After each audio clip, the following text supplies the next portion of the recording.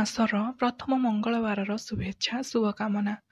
ଜୟ ମା ମଙ୍ଗଳା, ହର ହର ମହାଦେବ। ଆମ ସଂସ୍କୃତି ୟୁଟ୍ୟୁବ୍ ଚ୍ୟାନେଲକୁ ଆପଣମାନଙ୍କୁ ବହୁତ ବହୁତ ସ୍ୱାଗତ।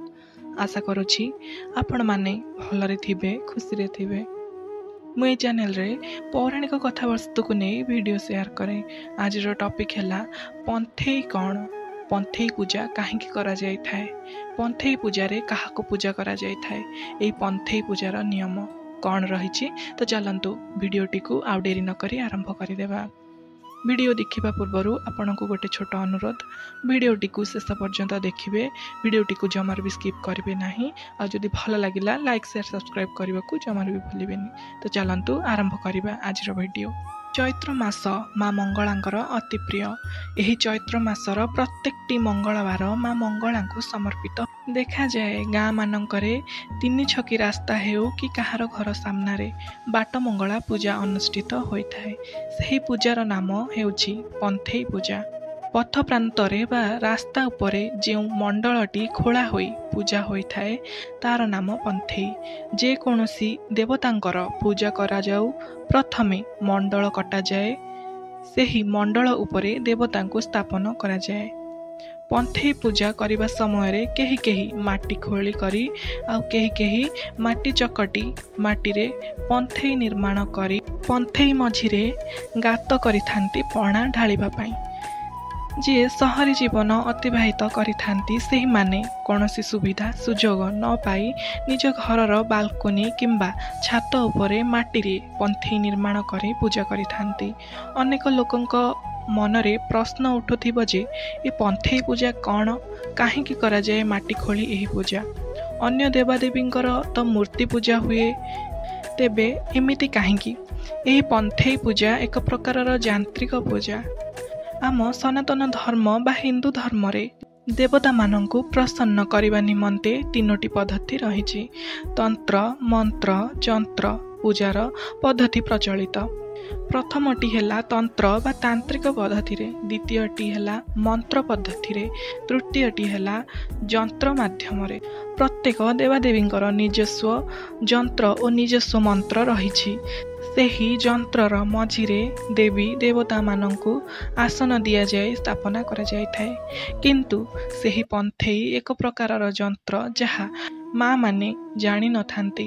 ସେମାନେ ଅଜାଣତରେ ଯନ୍ତ୍ର ଉପରେ ମାଙ୍କୁ ଆବାହନ କରି ପୂଜା କରିଥାନ୍ତି। ଫଳରେ ତାଙ୍କ ପୂଜା ସମ୍ପନ୍ନ ହୋଇଥାଏ। ପୂଜା ବିଧି: ମାଙ୍କ ପନ୍ଥେଇ ତିଆରି କରିବା ପାଇଁ ଶୁଦ୍ଧ ସ୍ଥାନର ମୂର୍ତ୍ତିକାକୁ ବ୍ୟବହାର କରାଯାଇଥାଏ। ପନ୍ଥେଇ ତିଆରି ପରେ ଗୋବରରେ ଲିପି ଚିତା ମୁରୁଜ ପକାଇବା ପରେ କାଠର ପିଢ଼ା ବା ଖଟୁଲି ବ୍ୟବହାର କରାଯାଇଥାଏ, ଯେଉଁଥିରେ ଲୁହା କଣ୍ଟା ପିଟା ହୋଇନଥାଏ ଏବଂ ବଟୁ ଚିହ୍ନ ଥାଏ। ପୂଜା ପାଇଁ କେନ୍ଦୁଡାଳ ବ୍ୟବହାର କରାଯାଇଥାଏ। ପ୍ରଥମେ କଳସ ସ୍ଥାପନା କରି ଅଗ୍ରପୂଜ୍ୟ ଗଣେଶଙ୍କୁ ପୂଜା କରାଯାଏ। ତାପରେ ମାଙ୍କୁ ଗୁଆରେ ଆବାହନ କରାଯାଇ ପୂଜା କରାଯାଇଥାଏ।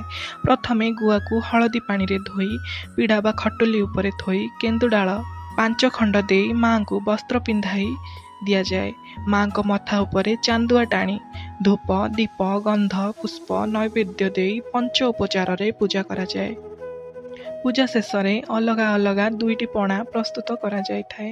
ଗୋଟିଏ ପଣା ପନ୍ଥେଇ ମଝିରେ ଥିବା ଗାତରେ ଢଳା ଯାଇଥାଏ ମାଙ୍କ ସହଚରୀଙ୍କ ଉଦ୍ଦେଶ୍ୟରେ, ଅର୍ଥାତ୍ ମାଙ୍କ ସହିତ ଯେଉଁ ଚଣ୍ଡୀ ଚାମୁଣ୍ଡା ଯୋଗିନୀମାନେ ମାଙ୍କର ସେବାରେ ନିୟୋଜିତ ହୋଇଥାନ୍ତି, ଯେଉଁମାନେ ମାଙ୍କର ଭୋଗରୁ ଚଣ୍ଡ ପାଇବାକୁ ଯୋଗ୍ୟ, ସେମାନଙ୍କ ପାଇଁ ପନ୍ଥେଇ ମଝିରେ ଥିବା ଗାତରେ ପଣା ଢଳାଯାଏ।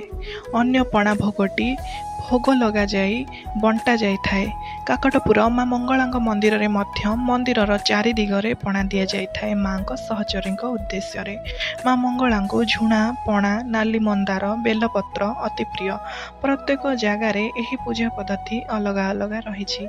ଆଦିବାସୀମାନେ ମାଙ୍କ ନିକଟରେ ଛେଳି, କୁକୁଡ଼ା ଆଦି ବଳି ଦେଇ ପୂଜା କରିଥାନ୍ତି। ପରିଶେଷରେ ଏତିକି କହିବି, ମା ସମସ୍ତଙ୍କର ପୂଜା ଗ୍ରହଣ କରିଥାଏ। କଥାରେ ଅଛି, ଯାହାର ଭାବ ଯେଡ଼େ ତାର ପ୍ରଭୁ ସେଡ଼େ। ସବୁରି ମୂଳରେ ଭକ୍ତି ଓ ଭାବର ଆବଶ୍ୟକତା ପଡ଼ିଥାଏ।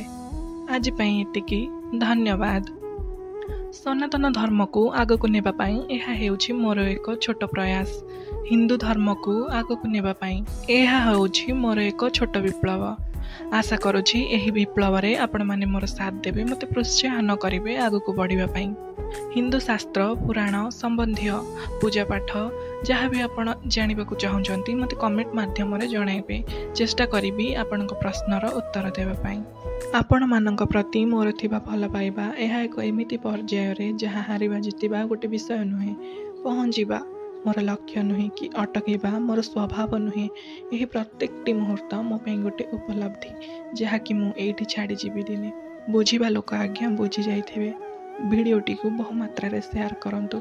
आउ जदि भल लागिजे ताहले लाइक शेयर सब्सक्राइब करने को जमार भी भूलेबेनी। रहुची जय जगन्नाथ।